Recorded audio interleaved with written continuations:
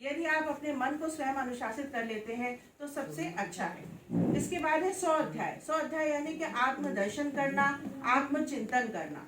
और इसके बाद है ईश्वर प्रणिधान। जो भी कुछ आप करते हैं उसे ईश्वर के प्रति समर्पित करते हुए चलना। ये 5 व्यक्तिगत नैतिकताएं हैं जो अष्टांग योग का दूसरा आयाम है। फिर हम बात करते हैं तीसरा आयाम क्या है, आसन।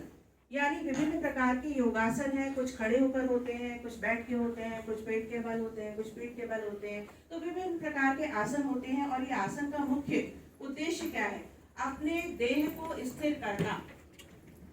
आसन का मुख्य स्थिरम सुखम आसनम, यानी अपनी देह में स्थिरता लाने के लिए। क्योंकि यदि हम आसन नहीं करते हैं तो आप लोग देखेंगे हमारा पोस्चर बिगड़ जाता है, हम थक जाते हैं तो हम झुक के चलते हैं, ठीक है। तो हम जो है प्रॉपर पोस्चर में नहीं रह पाते हैं। तो अपनी देह को स्थिर करने के लिए हमें योगासन का पालन करना भी जरूरी है ताकि हम अपने शरीर के ऊपर नियंत्रण कर सकें।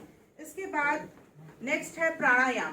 प्राणायाम मतलब प्राणों को साधना। प्राणवायु किसे कहते हैं, जो हम सांस सिंपल लेते हैं और छोड़ते हैं। हमारे में से हम सभी मनुष्य क्या होते हैं, इस पर सबसे कम ध्यान देते हैं कि ऑटोमेटिकली सांस आ रही है और सांस जा रही है, इसमें क्या करना है।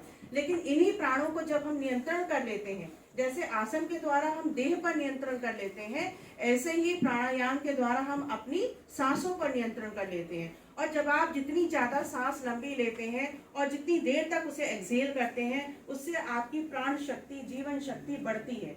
तो प्राणायाम भी एक जीवन का अंग है, अष्टांग मार्ग का एक हिस्सा है जो कि आपको फॉलो करना है, जो आपकी जीवन शक्ति को बढ़ाता है।